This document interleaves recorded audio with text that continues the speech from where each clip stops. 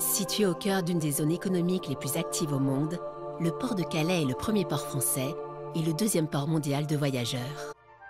Avec une progression régulière du trafic transmanche de passagers entre Calais et Douvres, près de 10 millions de voyageurs en 2015, représentant près de 100 mouvements de navires par jour et un volume de fret qui a triplé en 20 ans, sa limite de capacité est aujourd'hui atteinte.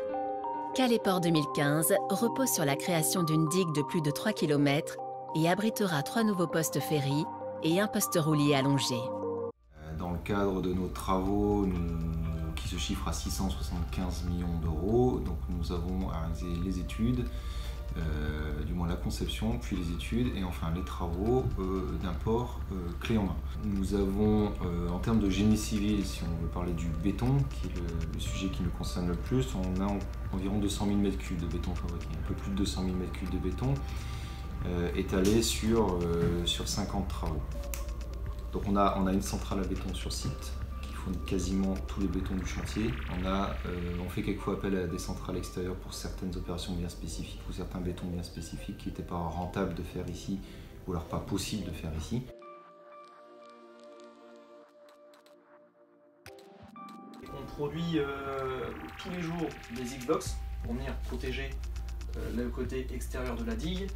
On en doit en produire environ 16 000. Pour ça, on consomme environ entre 350 et 400 m3 de béton par jour pour les produire. C'est à peu près le volume que ça représente.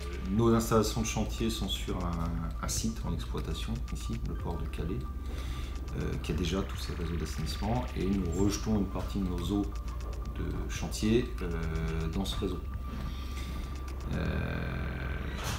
On a donc des seuils à ne pas dépasser, différents composants, différents polluants qu'on peut retrouver dans les eaux de rejet, dont Chrome 6 d'ailleurs.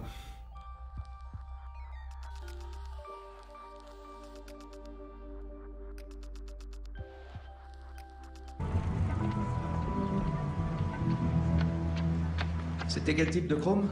Parce qu'il y en a plusieurs? Ah oui, il y a le chrome proprement dit qui rend toutes sortes de services au corps humain, le chrome 3 qui est assez inoffensif, et puis il y a le chrome 6, le chrome hexavalent qui, selon la concentration, peut être très nocif.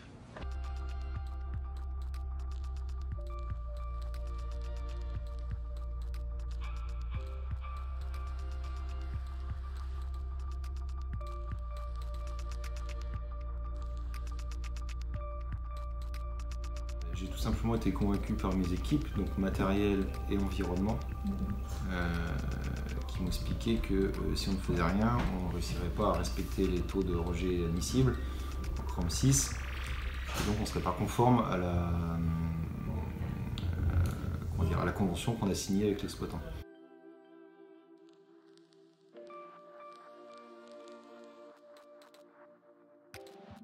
Alors, s'il n'y a pas de station, on ne peut pas rejeter dans le réseau parce qu'on ne serait pas conforme d'un point de vue teneur en Chrome 6.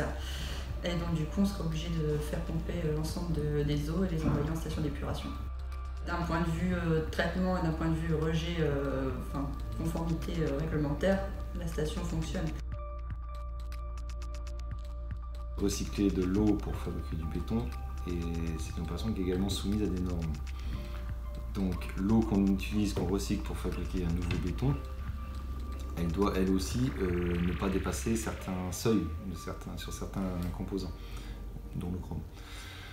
Donc il y a des limites à l'exercice. Donc à un moment donné, recycler ne résoudra pas tout.